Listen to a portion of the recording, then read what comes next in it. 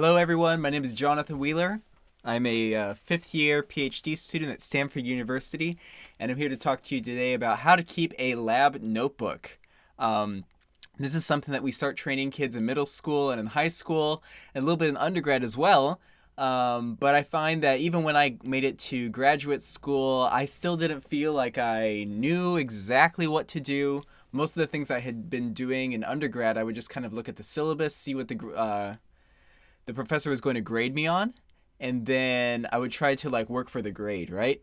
But then in the real world, the professor really doesn't grading you on the notebook. It doesn't at the end of the day say, all right, now you passed, you can graduate because you put the dates in the right format. The lab notebook really becomes kind of two parts. It becomes a resource for you as a researcher, but it also becomes a resource for the department or for the attorneys in the case where they ever need to refer back to your work or try to defend a lawsuit or prosecute somebody else that may have been infringing on your intellectual property. And today I'm going to talk a little bit about things that I have learned out in the wild in grad school on using lab notebooks for long-term projects. So the primary motivations for keeping a lab notebook, there's not just one reason why you keep it. There's actually quite a few reasons. One of the things that I have found in my career as a graduate student is that if I do not write something down, it means it didn't happen. Now, don't take that as like literal, but like I will find that I will go back through and I'll be just tinkering around with things in the lab.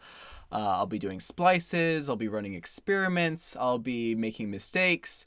And because I'm not writing any of it down sometimes, it's almost impossible to go back and glean knowledge from all that time. So then that time, even though I was in a crunch and I was rushing through it and trying to get results as quickly as possible, it was all in the short-term memory and none of it was being logged into long-term memory. So it was almost as if that time was wasted.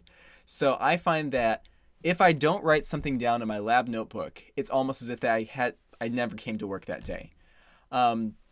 Another perspective that I've also found helpful with keeping a lab notebook is that I am being paid by the university for my graduate school, and part of the things I need to do to earn that salary is to produce deliverables.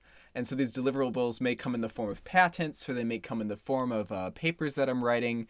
But also, like one of the biggest deliverables is that at the end of your research, you will leave behind kind of a volume of lab notebooks that document what you did during the time that you were there. So it's kind of being a steward of your time, a steward of the laboratory's resources, and recording and documenting everything that happened. So when you leave the university, you will have left with papers that you've generated of new knowledge, patents of new intellectual property that the university can use, as well as detailed records of that process as you went along. So I like to think of that kind of as the brain fruit. If you were to be renting a tree and you were paying for that tree would be giving off fruit, and a lab notebook is one of the fruits that comes out of your mind.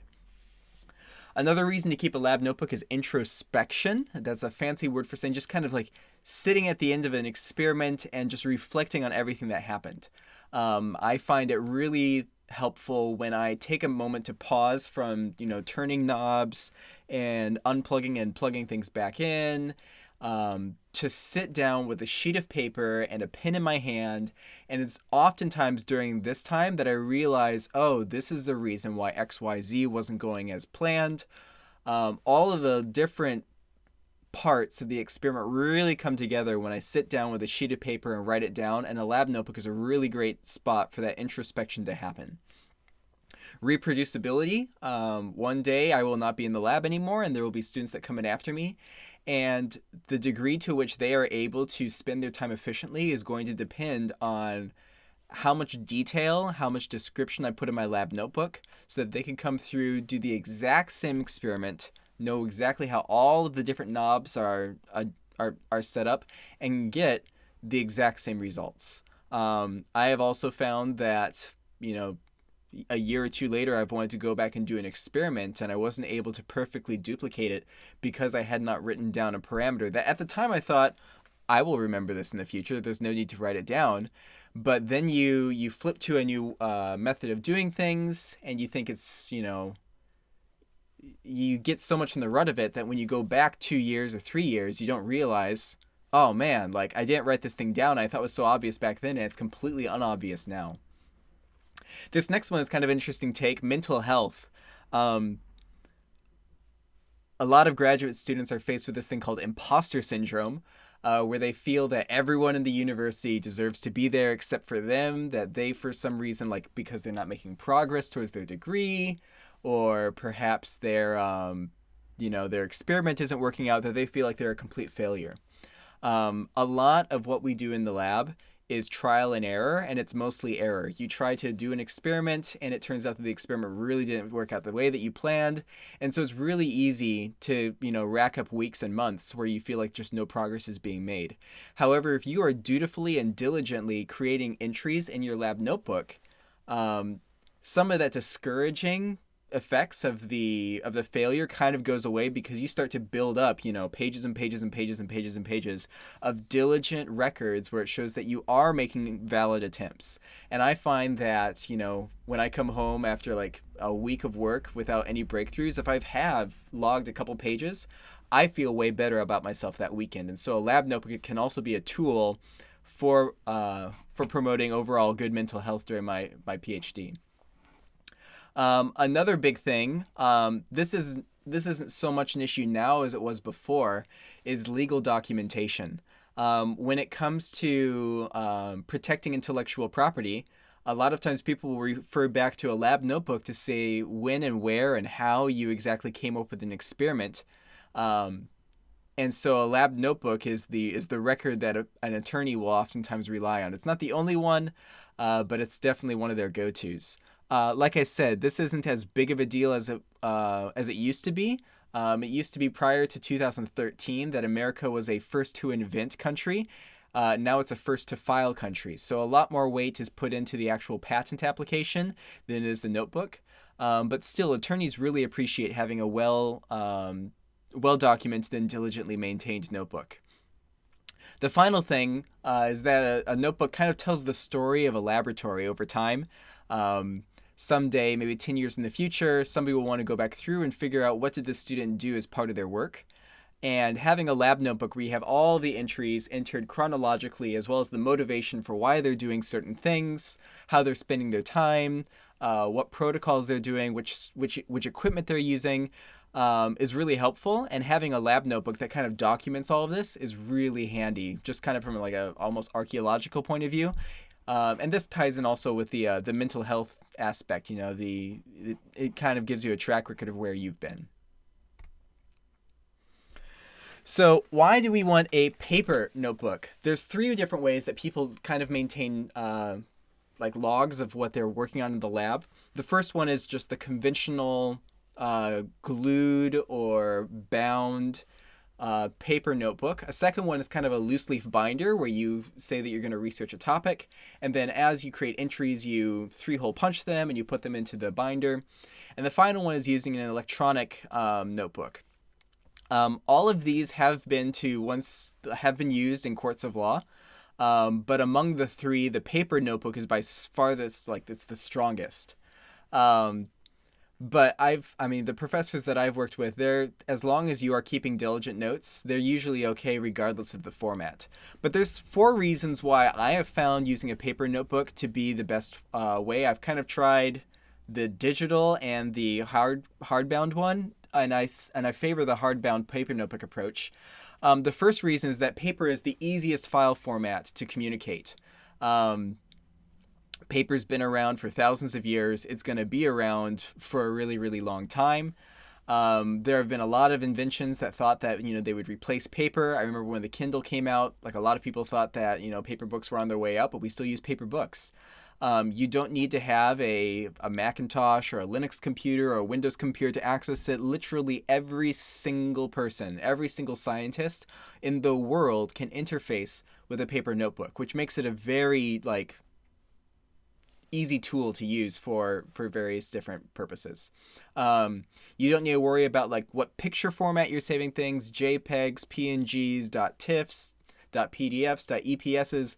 A little drawing is a lot of times really fast and time effective, and a lot of times it's easy to enter like weird stuff that goes out of the conventional file formats of a digital format.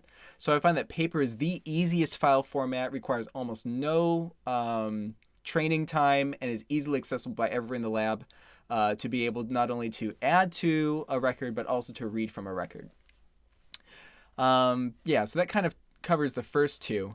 The third point is that it's easy to flip through. Some people make the case that a digital notebook is better than a paper notebook just because you can index lots of experiments. I find that the people who are most frequently trying to look back in a log and figure out what they did are the people who did the experiment themselves. And if you take the time to actually write out what it is that you're trying to do, you will most likely remember roughly around the time that you did that. So I can remember that an experiment was done roughly in the spring of 2019 or in the fall of 2017. And so I know which of the, notebooks on my shelf to look through. I oftentimes don't need a table of contents because I will have the picture of the graph in my mind, and I can just quickly thumb through the different pages and spot the graph on the left-hand side where I usually keep my graphs and know that's the page. So I find it's actually easier to index and refer to old experiments in a paper notebook rather than searching through an electronic notebook. And the final reason, I used to think that I would take a lot more pride in a very beautifully kept like HTML or electronic notebook. I think some people that might be the case for, but I think there's also something to be said for having the pride that's being kept in like a paper notebook. I will sometimes do a couple little, I don't go overboard, but I will sometimes do a couple little things to add a little bit of artistic flourish to certain things. So for example, I write, headings in a certain way. They have like a little banner with ribbons on them.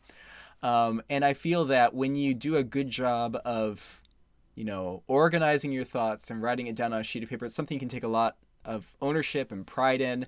And I know that there are some students that have told this to me, that they really felt that their lab notebook was something that they felt very proud of, even when they weren't making progress towards a paper or towards some other publication, that because they were able to enter things in a regular basis into their notebook, that was something that gave them a fair amount of like self-esteem.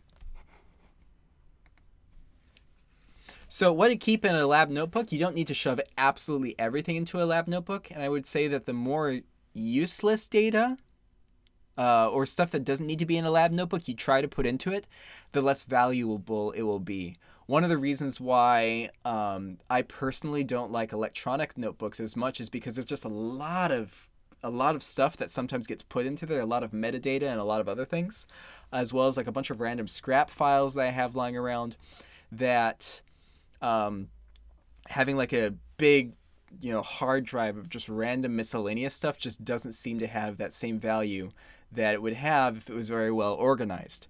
So I find that it's not useful to put absolutely everything into a lab notebook, but here are the things that you absolutely should put in. So all experimental work that you do in the lab should go into a lab notebook, regardless of how big or how small of an experiment it is. If you do it in the lab, unless you write it down, it didn't happen. And so for every experiment, these are kind of like the core minima that you would put in. I find it really helpful whenever I'm doing an experiment to log down why it is that I was running that experiment, because it might be a couple years later I'll go back and I'll say, well, I ran this experiment, but I wasn't sure whether I was trying to do this experiment just kind of as a first pass to see if something would work, or if I was really trying to eke out all of the performance that I could get out of a certain experiment. Sometimes I'll sit there scratching my head saying, now why did I put that there? And a lot of times having a little motivation statement, even if it's just one sentence, is enough for me to cue up, okay, that's what I had in mind. A detailed diagram is huge. I cannot tell you how many times it has been where I have been creating a presentation or writing a paper, and in the revision process, I said, oh man, now I need to write down like what the bandwidth was of this component. And all I wrote was that this was a low pass filter. Or I'll ask myself like, now what was the power at this point in the circuit? And I didn't measure it. So it's really important to write a diagram. A sketch is fine, but like having all of the little parameters there is super important. Methodology is another big thing that I have overlooked, but it's basically writing like exactly how you did everything. Was there, like, did you make sure that there was nothing vibrating on the table? So sometimes, I'll have a couple of electronics that do cause some vibrations. Did I start the experiment and then walk out of the room? Was there somebody else having these other things in there that says, okay, like, what are the safeguards that I put into place before I set up this experiment? Because otherwise all that short-term memory stuff will be lost. Sometimes I'll be doing an experiment where I won't be logging data, but using a computer. Most of my experiments, I log all of the data using a computer, but having some tabular data as well. So for example, if I'm turning one knob and reading off a value off of another piece of equipment, this is where that tabular data goes in, and then I later on enter it from the notebook into a computer. Then after the experiment is done, sometimes the next day when these experiments take several hours, I sit down and I log in all of the graphs. And the nice thing about lab notebooks is that they're usually made to be a little larger than 8.5 by 11. And so this is the newest notebook that my lab gave me. It is exactly 9.25 inches by 11 inches, which kind of pains me a little bit because there is no margin at the top if you want to put a full sheet of paper in. The older notebooks that my lab gave me were much nicer. These ones I think are like they're probably like 9.5 inches wide and then 12 inches tall. So it gives you roughly half an inch on each side that you can use to paste in full sheets of paper. But what I'll do a lot of times is I'll sit down, I'll write my analysis, a lot of the graphs will be put, and then I'll try to organize them all into one page, print it out, and then tape it on the left-hand side. So that the analysis is right there with the actual experiment. And I cannot tell you how often, once I have all of those data and the analysis all put into the same, 2 sheets of paper side by side, how useful it is to be able to discuss things with other researchers and my PI about the experiment. And then what a lot of times, and I've seen other people do this as well, they'll like write a little thing at the end saying what their key findings were. So did this verify, support their motivation, and then as well as whether or not like this spurred any new ideas. And a lot of times writing that little key findings thing at the end, even though sometimes it's obvious from the data, from the analysis, writing it down, that's where all of the different like things in my brain fuse, saying, aha, now I've learned something, or this is the part where when I'm writing it down, I realize what went wrong. And unless I do this step, a lot of times I miss those aha moments. So that's kind of like the flow for experimental work. Documenting novel ideas. A lot of times I'll be sitting in a class, or I'll be talking with another student, or sometimes I'm, standing in the shower and I'll think of a new idea that I can use and apply to my experiment, and writing it down in the lab notebook, next to all of your experimental results, like on a new page, is a time where you can go back through, and when you're documenting for your university's Office of Technology Licensing or IP department, you can go back and say, this on this page 57, on October 22nd, this is the day that I came up with this experiment. So that's another place where I enter things in. And a lot of times for those, it's really important to have, once you've written it out and fleshed it out on paper, it's really important to have somebody else come along and actually witness that it was that date that you came up with that experiment, that new idea. And then equipment characterizations. A lot of times in the lab, you want to know how a piece of equipment, or maybe a few pieces of equipment in isolation, behave. And doing a really thorough job of doing a test of that equipment is a really great resource for the future. And so a lab notebook can be a good place to put that. I think it's a good idea to have in your lab notebook and potentially somewhere else. So these are the 3 things I think are like absolutely required to go into a lab notebook. There's some other things you can put into it, but I think that this stuff should be in your lab notebook and somewhere else optionally, but it should always at least be in your lab notebook. Here are some records that I like to keep outside of a lab notebook. So in addition to having a lab notebook, there's a bunch of other places that I have as resources. I generate megabytes, if not gigabytes of data in some experiments. And I have struggled for a long time to figure out where's the best place to store this. Like, do I just have a bunch of USBs? Do I put them on a hard drive in the lab? Does it live in a computer hard drive, and then hopefully cross my fingers nobody ever formats it after I leave? Do I ask the university library to keep this on their storage? So the ideal, I believe, is to have some data file server that is university-sponsored cloud storage. This way, if the entire lab is able to come up with some sort of agreement with the university, that's one place where people know it will always be as long as the university is there, and you can always go back and find it.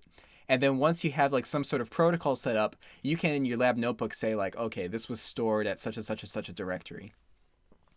As far as there's also like lab protocols. So some people like to keep these in the lab notebook. I think that's great, but I think it's also nice to have protocols that are entered into like a binder that you keep in the lab. So if you have a standard operating procedure that you use every time I do this experiment, I do X, then Y, then Z, then having that in a binder or a sheet of paper in the lab that's easily accessible is a really good idea. And then you can, in your lab notebook, refer to that saying, for this experiment, I used, version 3 of this protocol. Data sheets are something that if you put it into a lab notebook, then they can't, I think it's good to have duplicates of data sheets. If you're going to put in your lab notebook, at least have it somewhere else. Sometimes it can be handy to have all of the data sheets for an experiment kind of all in a binder together, or scanned into a shared drive or on that university-sponsored cloud storage. This is also a place where you can keep characterizations. I found some students find it helpful to write down, more extended derivations and explanations for rather complicated analyses in their notebook. I also think it's kind of handy to have those analyses sitting in, sometimes I'll write it up using LaTeX, and it's a way for, to be a little more formal, even if we never publish it. And sometimes you can just import those white papers that you write into a thesis or some other paper. So this is something that, if you want, if it's your style to write that in a lab notebook, that's fine. But I also like to keep kind of another directory of white papers. I keep them all on Overleaf, but I know other people have found other places. Kind of going back to that lab protocols and manuals theme, if you use certain code bases for collecting data, so for example, I write a ton of drivers in Python for a lot of the instruments. It's nice to have all of that sitting in some sort of version control that you can then say, okay, I'm using version 0.6 of this data acquisition software. And if it's custom stuff, having it in a university-sponsored Git account is really, really good. So my university uses something called GitLab at code.stanford.edu, and that's where I like to check in some of my version-controlled software. Your mileage may vary for your university as well. And then finally, having a wiki. This is another place where different researchers in the same group can share information. And a wiki can also be a place where you link to all of these other things. So this is kind of the if you are going to keep a hard lab notebook, a wiki is a place where the entire group can kind of share kind of a digital lab notebook almost. And the nice thing about a wiki is that you can share electronic links to all of these other things. So I'll link oftentimes to white papers that I've written, or I'll link to where to find certain code bases. You can link to data sheets and characterizations, et cetera, et cetera, et cetera. I find that just really handy. This is kind of just like the one-stop shop for everything else that's other people in the lab need to see. A wiki is really probably superfluous if you're the only one using it. If you're the only one using it, then you could almost get away with just having, something in like a binder in the lab or some other system. You don't need a wiki if you're the only one. All right, so a lot of the things when you look at what people in high school curriculums and college curriculums teach about lab notebooks, it's kind of a blend between what is actually helpful for an individual researcher to use and what an attorney wants. And so I've kind of put this here. These are things that I find only are helpful to do if you think that an attorney will someday really need to rely on your notebook. I don't think anything on this page, let me just scan it real quick to make sure. Yeah, I don't think anything on this page is required just for pure research, but these are things that attorneys want if you one day are going to be in a litigious situation. So attorneys really want to have everything in a bound, stitched notebook so that they know that nothing's been lost and nothing has been added. So this would mean no loose leaf binders, and this is one of the reasons why attorneys don't like electronic records. Attorneys don't like it when you write down, oh, this experiment will never work, or this was no good, or this is a bad idea. You can say great things about, you can comment saying like, this is awesome, like I'm so excited, like patent for sure. But try to avoid writing down self-deprecating comments. If you ever make a mistake in your notebook, they want it to have, when you cross it out, to have the date with the explanation of why you crossed it out, as well as the correction next to it. Attorneys want a witness to sign every single page to say witnessed and understood, read and understood by so and so, and they usually want this to be somebody that doesn't have anything to benefit from your research. And so this is comes to the case where, let's say that somebody steals your IP, they write a patent on it, and in the future you go to court to say, they didn't invent it, I invented it, they stole it from me, here's the proof, I came up with it on such and such a date, and the witness's signature is kind of sometimes the key, the key thing that convinces the judge or the jury that, yes, indeed, this is a reliable document, they didn't go back and just forge a notebook. Attorneys want empty spaces crossed out for two reasons. Reason number one that they want empty spaces crossed out or scribbled out is because then it shows that you're not at the end of a day, if you cross out, anything bigger than like, an inch or so, that there's no way that you can go back in time and try to rewrite the past, to try to like sneak in an invention in the past. The other reason why empty spaces, they like to see it crossed out, is sometimes when you scan an old record, the ink has a finite longevity.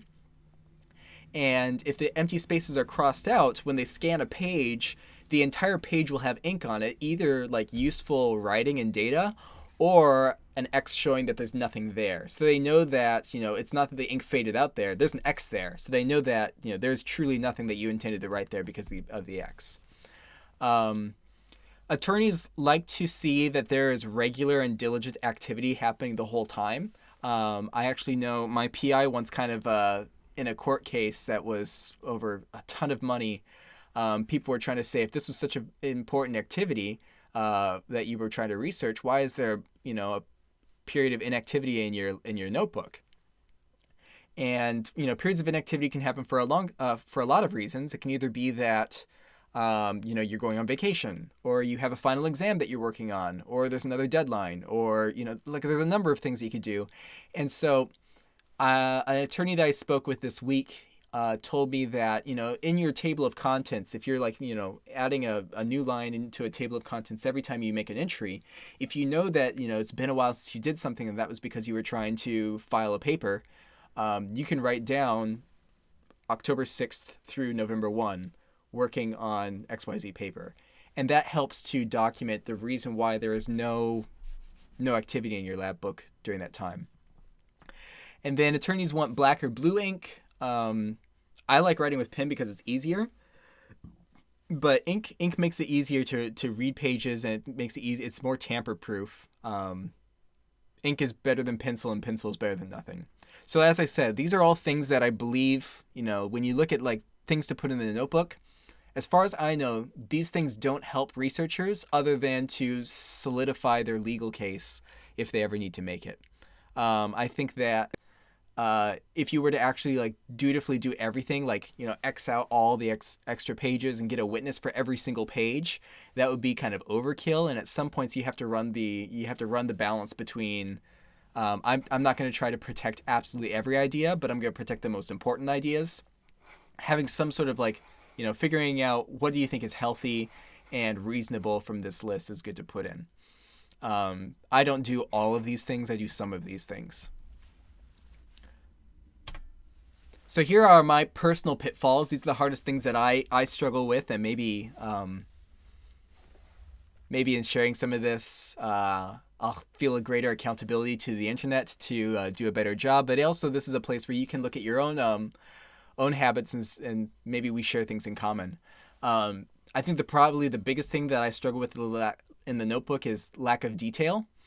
That I'll sometimes, write an experiment and I'll just make like a short little jot down in there. Like sometimes I even write just a single number without units or anything. And I assume that in the future I will know what that will be. Or I will make a diagram and I'll just assume that I will understand the context of it.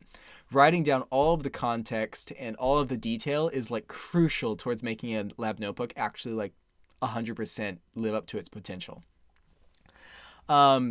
Another pitfall, this is like a love-hate relationship that I have, is rough calculations in a notebook.